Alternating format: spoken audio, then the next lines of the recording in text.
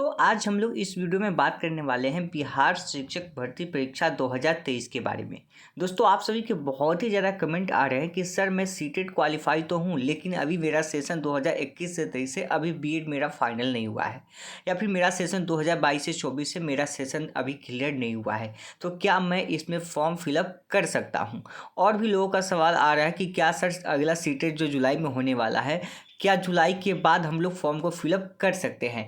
तो आप सभी के सवालों का जवाब मैं आपको इस वीडियो के माध्यम से देने वाला हूं, तो वीडियो को आप लास्ट तक जरूर देखिएगा। वीडियो शुरू करने से पहले मैं आपसे एक छोटा सा रिक्वेस्ट करना चाहूँगा कि आप अभी तक हमारे चैनल पर नए हैं तो हमारे चैनल को सब्सक्राइब कर लीजिए और बेल आइकन को दबा दीजिए ताकि ऐसे ही लेटेस्ट वीडियो मिलता रहे।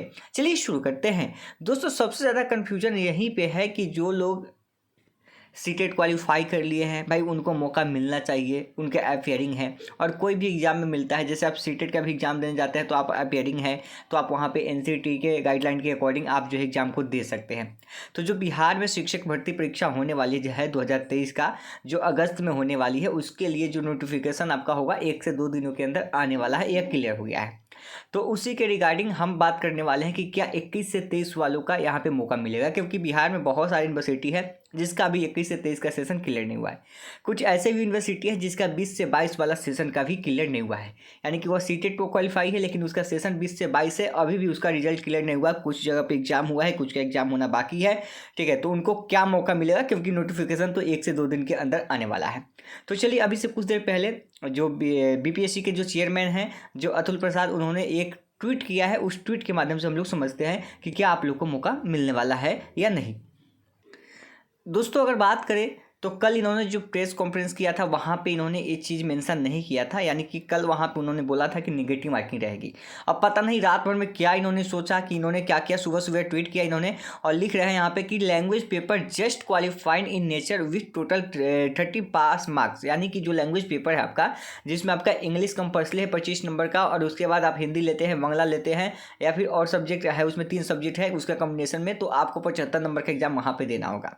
तो इसमें अगर हिंदी, इंग्लिश या फिर आगे बात करें तो टोटल जो आपका होगा दोनों सब्जेक्ट मिला के जो लैंग्वेज पेपर होगा वह केवल क्वालिफाइंग नेचर का होगा, इन्होंने साफ कहा है। और जो अभ्यर्थियों के मन में दिक्कत था कि दोनों पेपर में हमको 30% अलग से, यानी कि इंग्लिश में 25 है तो इसका 30% अलग से, और अगला जो सब्जेक्ट जो होगा 75 का होगा उसमें अलग से 30% लाना होगा, तो ऐसा कुछ भी नहीं है। इन्होंने क्लियर कर दिया है कि जो दोनों पेपर आपका होगा, हिंदी या इंग्लिश आपका जो भी दोनों मिला के हो, या हिंदी या फिर आपका उर्दू हो, जो भी मिला के हो, तो उसमें आपका टोटल 30% नंबर चाहिए, यानी कि 30 नंबर आपको चाहिए पास करने के लिए। और यहाँ पे इन्होंने कहा है कि no separate pass marks for English, यानी यहाँ पे साफ कहा है कि आपको इंग्लिश में पास करने की जरूरत नहीं है। अगर आप इंग्लिश में फेल भी होते हैं, अगर हिंदी में आपका नंबर 30 नंबर है, तो भी आप यहाँ पे क्वालिफाई मांगे जाएंगे। और एक यहाँ पे और कहा इन्होंने कि no negative marking in language paper, यानी कि जो लैंग्वेज पेपर है आपका उसमें कोई निगेटिव मार्किंग नहीं होगी, लेकिन वहीं पे पेपर 2 जो है आपका उसमें निगेटिव मार्किंग होगी। देखिए, दोहरी नीति देखिए, एक ही एग्जाम में एक ही अभ्यर्थी से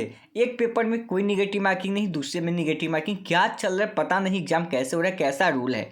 अब आगे देखिए, यहाँ पे साफ साफ इन्होंने लिखा है कि cut off date of for eligibility will be 1/8/2023 as per rule. मतलब इसका मतलब क्या हुआ, यानी कि 1 अगस्त 2023 के रूल के अकॉर्डिंग आपका कट ऑफ यहाँ पे डेट तैयार किया जाएगा। यानी कि कहने का मतलब कि मान लीजिए आप सीटेट क्वालिफाई है, अगर बीएड आपका पेंडिंग में है, तो अगर बीएड आपका 1 अगस्त 2023 तक अगर क्लियर होता है, यानी अगर आपका रिजल्ट आना है बाकी, तो अगर 1 अगस्त से पहले आता है, अगर आपका एग्ज़ाम होना बाकी है, अगर एग्ज़ाम होके अगर आपका रिजल्ट यानी कि फाइनल रिजल्ट अगर आपका 1 अगस्त 2023 तक आ जाता है, तो फिर आप उसके लिए एलिजिबल है। अगर 1 अगस्त से पहले आपका रिजल्ट नहीं आता है, अगर 2 अगस्त भी होता है, तो फिर आप इसके लिए एलिजिबल नहीं होंगे, चाहे आपका 22 सेशन हो या 24 सेशन हो। तो खैर, यहाँ पे हम बात करें 21 और 23 वालों की, तो देखिए 21-23 वालों की संभावनाएं हैं कि कुछ यूनिवर्सिटी का अगस्त तक रिजल्ट आ जाए, लेकिन जो 22 से 24 वाले हैं आपको मौका मिलना मुश्किल है, क्योंकि यहाँ पे अगस्त तक आपका डेट निर्धारित किया गया है और आपका 22 से 24 है, तो अभी तो आपका क्लियर होगा ही नहीं, अभी तो आपका फर्स्ट ईयर भी यहाँ पे देखने को मिलेगा। ठीक है। तो आप लोग तो इसमें शामिल हो नहीं सकते हैं, यानी कि बहुत कम चांस है, ना के बराबर उम्मीद है, कह सकते हैं कि चांस ही नहीं है। लेकिन 21 से 23 वालों को यहाँ पे मौका मिल सकता है।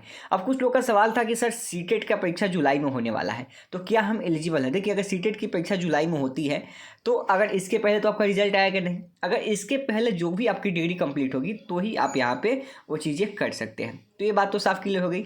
और यहाँ पे जो आपका फॉर्म भरने का डेट आएगा उसमें आपसे क्या किया जाएगा, सीटेट मांगा जाएगा।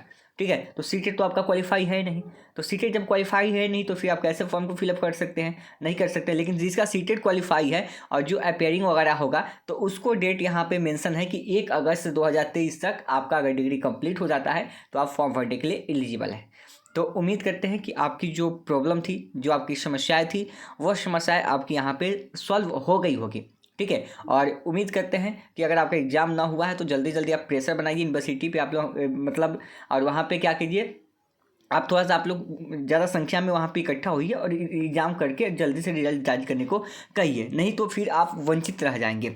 ठीक है, तो इसलिए जहाँ पे एग्ज़ाम नहीं हुआ है वहाँ पे आप लोग एग्ज़ाम करवाने की कोशिश करें, और जहाँ पे हो गया वहाँ पे रिजल्ट की आप लोग जल्द से जल्द मांग करें, ताकि आप लोग भी इसके लिए एलिजिबल हो सके। क्योंकि यह मौका आपके हाथ से चला जाएगा तो फिर आपके लिए दिक्कत हो जाएगी, इतनी जल्दी बहाली फिर से होने वाली नहीं है। तो फिर आगे जो भी जानकारी निकल के आएगी मैं आपको हर एक अपडेट देता रहूँगा।